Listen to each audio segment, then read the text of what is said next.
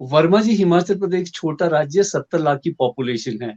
और यहाँ पे लोगों का जो मानसिकता वो बाकी मैदानी इलाकों से डिफरेंट है। जो मुद्दे भी यहाँ पर हैं, जो राष्ट्रीय मुद्दे हैं, लोकल मुद्दे हैं। और बाकी आप जो पार्टी और संगठन एक तरफ है, मुद्दे एक तरफ है, पब्लिक एक तरफ है। जो आपके मुद्दे हैं, लोग यहाँ पे लोकल मुद्दों पर तवज्जो देते हैं, राष्ट्रीय मुद्दे यहाँ पर ज्यादा चलते नहीं है, एक आधे मुद्दे को छोड़कर। तो यहाँ पे आपने देखा होगा पिछले 3 दशक में जो आपके पिछले 6 चुनाव हुए हैं, उसमें कोई भी पार्टी रिपीट नहीं कर पाई, कोई भी सरकार रिपीट नहीं कर पाई। अच्छा, अब बात आती है ये रिपीट किस लिए नहीं होती, क्योंकि यहाँ पे हर 5 साल में आ, लोग परिवर्तन चाहते हैं, बदलाव चाहते हैं। इसका कारण है कि लोग काफी जागरूक है, और जो यहाँ पे ओपिनियन मेकर है वो इम्प्लॉइज बहुत बड़ा ओपिनियन मेकर है। साथ ही जैसे हरिकेश जी बोल रहे थे, बागवान भी ओपिनियन मेकिंग में बहुत रोल अदा करते हैं। जो अभी मुद्दे हैं, जो जनता के मुद्दे हैं, जो दो पॉलिटिकल पार्टीज है जिनकी प्रेजेंस यहाँ पे ज्यादा है। इस बार आम आदमी पार्टी ने भी पार्टिसिपेट किया, पर वो कहीं नजर नहीं आती। लेफ्ट की भी है, इनका भी, लेफ्ट की पार्टी का भी इतना प्रेजेंस नहीं है। ये लगता नहीं है कि इस बार हो सकता है एक सीट लेफ्ट का लगता है, शायद है उस पर भी, उसमें बिग क्वेश्चन मार्क है। 6 ऊपर अगर जीता, पिछली बार सिंगा सिंगा जी जीते थे वहां से, पर इतना प्रेजेंस नहीं है। टू पॉलिटिकल पार्टी सिस्टम है। अब यहाँ पे क्या, जैसे आपका कोर वोट है, जैसे ऋषिकेश जी कह रहे थे कि 20 सीटें तो दोनों की पक्की है। इसमें सीटें भी ठीक कह रहे हैं, और साथ में आपका जो परसेंटेज ऑफ वोट है, जो कोर वोट है, वो 36-37% दोनों पार्टी के पास है। अब उसके बाद आता है कि उससे आप ऊपर कौन सी पार्टी कितना ले जाती है, वो आपका फ्लोटिंग में आता है। और बाकी उसमें जो आपके मुद्दे हैं वो बहुत मैटर करते हैं। अब मुद्दे इस बार क्या है? बेरोजगारी है नंबर 1 पे, 2 पे ओपीएस है, ओल्ड पेंशन स्कीम। इम्प्लॉयज यहाँ पे 2 लाख के करीब है। 2 लाख इम्प्लॉइज में कम से कम 1,30,000 न्यू पेंशन स्कीम के अंतर्गत आते हैं। वो सब अपनी लड़ाई लड़ रहे हैं और ओल्ड पेंशन स्कीम के लिए लड़ रहे हैं। अच्छा, तीसरा मुद्दा आता है महंगाई का। महंगाई का मुद्दा, आप दही से लेकर आपके ऊपर सिलेंडर तक, और रोजमर्रा की जितनी भी चीजें हैं उस पे आपका जीएसटी लगा हुआ है। लोगों को इकोनॉमिकली डिसम्पावर कर रही है, केंद्रीय सरकार हो या प्रदेश सरकार हो। चौथा मुद्दा आता है गवर्नेंस का। गवर्नेंस, ये जो सरकार है, क्योंकि जो मुख्यमंत्री हैं यहाँ के जयराम ठाकुर जी, उनकी जो शख्सियत है, वैसे तो सीधे साधारण पहाड़ी आदमी है, अच्छी मतलब लोगों के बीच में उनकी इमेज अच्छी है, लेकिन एज अ चीफ मिनिस्टर वो बुरी तरह से फेल हुए हैं। क्योंकि गवर्नेंस पे, ब्यूरोक्रेसी वगैरह पे उनकी पकड़ इतनी नहीं है जैसे कि पीछे धूमल की थी और वीरभद्र जी की थी। तो ये सारे जो मुद्दे हैं आपके क्यूमुलेट होके एक एंटी इनकम्बेंसी बनाते हैं।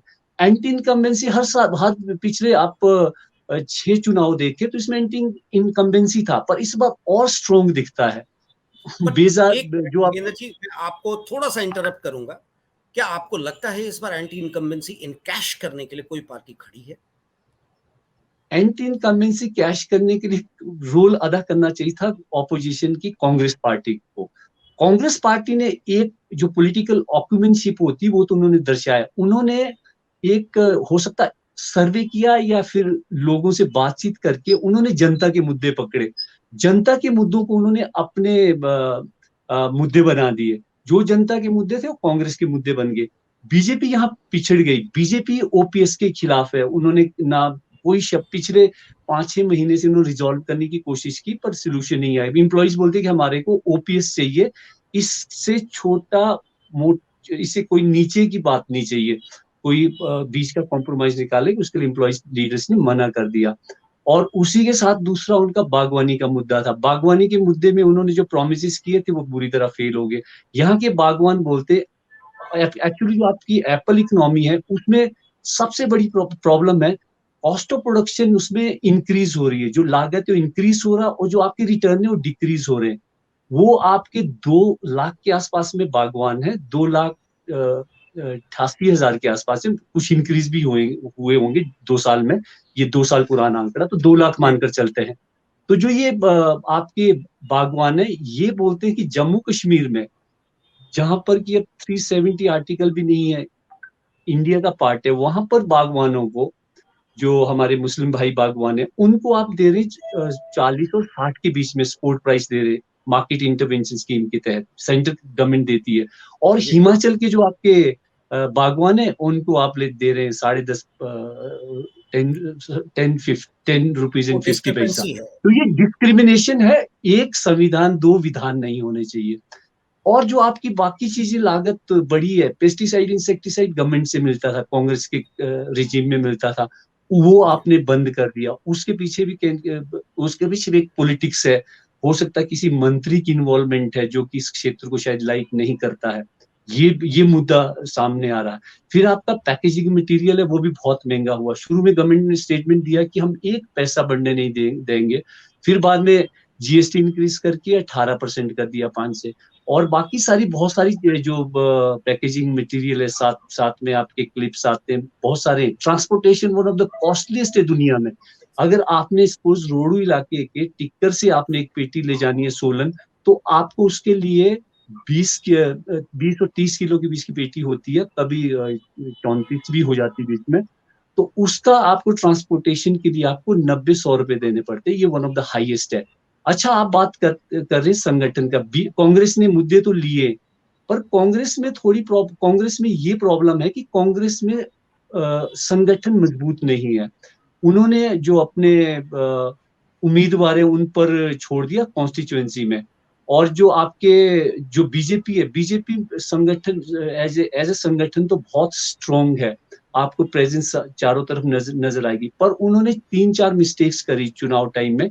एक, उन्होंने जो आपका डिस्ट्रीब्यूशन ऑफ टिकट किया वो सही नहीं हुआ, क्योंकि इसमें 3 ग्रुप है इनके बीजेपी में। एक नड्डा जी का ग्रुप है, और एक आप अनुराग जी का है, और एक आपका जयराम जी का। और इसके साथ साथ में जो जयराम जी आरएसएस के तो नड्डा जी रिप्रेजेंटेटिव। के साथ ही हैं।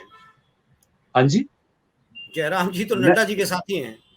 नहीं, अब ऐसा नहीं लगता है। इसके पीछे मतलब आपकी जो फ्यूचर वाली जो आपकी राजनीति है, हो सकता है नड्डा हिमाचल प्रदेश आने के लिए इंटरेस्टेड हो चीफ मिनिस्टरशिप में, ऐसा भी पॉसिबल है। अच्छा, तो ये डिस्ट्रीब्यूशन ऑफ टिकट में इसकी रिफ्लेक्शन आती है।